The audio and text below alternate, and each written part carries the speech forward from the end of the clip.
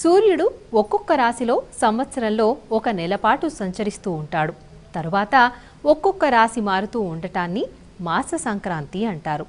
అదే ప్రకారంగా రోజుకు ఒక లగ్నానికి 2 గంటల చొప్పున 24 గంటల కాలాన్ని 12 లగ్నాలుగా ప్రవేశించినప్పుడు సంక్రాంతి పండుగ జరుపుకుంటారని మనందరికీ తెలుసుకున్న విషయం.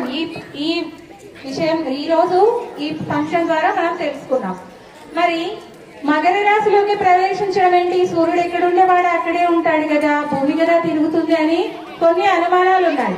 సౌరమాన క్యాలెండర్ ప్రకారము మనము సూర్యుడు రాశులలోకి మారుతూ ఉంటాడని, దాని ద్వారానే మనకు రాత్రి పగలు కాలాలు ఋతువులు ఇలా అన్ని మారుతాయని మనకు సౌరమాన క్యాలెండర్ ప్రకారం చెప్తుందన్నమాట.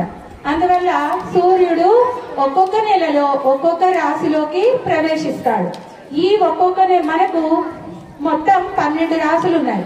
ఈ 12 రాశుల పేర్లతోనే మనకు ఒక్కొక్క రాశి పేరుతో ఒక్కొక్క నెల అనేది మొదలవుతుంది. కాబట్టి ఇప్పుడు ధనుర్ రాశి నుంచి మకర రాశికి సూర్యుడు ప్రవేశిస్తాడు. మరి ఇక్కడ నిలబడుకున్న వాళ్ళందరూ 12 రాశులు, మధ్యలో సూర్యనారాయణుడు. మరి ఈ సూర్యనారాయణుని ఎందుకు మనం దేవుడిగా పూజిస్తామంటే ప్రత్యక్ష దైవం సూర్యనారాయణుడు. మనం పొద్దునే రోజు సూర్యుని చూస్తున్నామా లేదా? ఏ వైపు నుంచి వస్తాడు నాన్న సూర్యుడు? ఈస్ట్, తూర్పు వైపు ఉదయిస్తాడు, కడమర అస్తమిస్తాడు.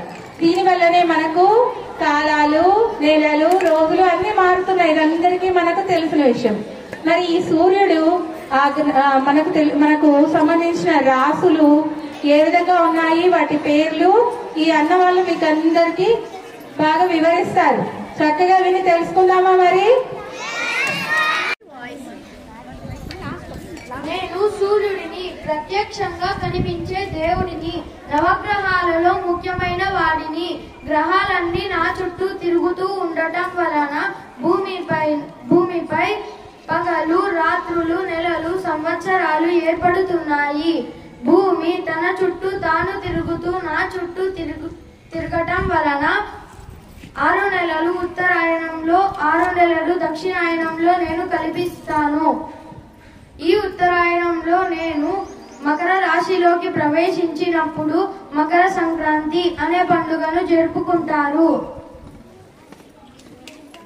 అనగా మేఘ ఆకారం. నాలో అశ్విని నుండి కృతిక వరకు నక్షత్రాలు నాలో ఉంటాయి. కర్కటక రాశిని, నేను ఎండ్రకాయ ఆకారంలో ఉంటాను. పునర్వసు, పుష్యమి, ఆశ్లేష నక్షత్రాలు నాలో ఉంటాయి. నేను మిథున రాశిని, నేను గదను ధరించిన పురుషుని ఆకారంలో ఉంటాను. పునర్వసు, మృగశిర నక్షత్రాలు నాలో ఉంటాయి. సింహరాశిని, నేను సింహం ఆకారంలో ఉంటాను. నాలో మక, పుబ్బ, ఉత్తర నక్షత్రాలు ఉంటాయి. నేను కన్యరాశిని, నేను దీపం చేత పట్టుకొని పడవ మీద ఉన్న కన్యామణి వలె కనిపిస్తాను. ఉత్తర, హస్త, చిత్త నక్షత్రాలు నాలో ఉంటాయి. రాశిని, నేను ఒకదానితో ఒకటి అభిముఖంగా ఉండే చేప రూపంలో ఉంటాను. నాలో పూర్వభాద్ర, ఉత్తరాభాద్ర, రేవతి నక్షత్రాలు ఉంటాయి. నేను త్రాసును ధరించిన పురుషుని ఆకారంలో ఉంటాను. చిత్త, స్వాతి, విశాఖ నక్షత్రాలు నాలో ఉంటాయి. రాశి, నేను తేలు ఆకారంలో ఉంటాను. నాలో విశాఖ, అనురాధ, జ్యేష్ఠ నక్షత్రాలు ఉంటాయి. నేను ధనస్సు రాశిని, నేను ధనస్సు ధరించిన పురుషుని ఆకారంలో ఉంటాను. నాలో మూల, ఉత్తరాషాఢ, పూర్వాషాఢ నక్షత్రాలు ఉంటాయి. నేను కుండ చేత పట్టుకున్న పురుషుని ఆకారంలో ఉంటాను. ధనిష్ట, శతభీష, పూర్వభాద్ర నక్షత్రాలు నాలో ఉంటాయి.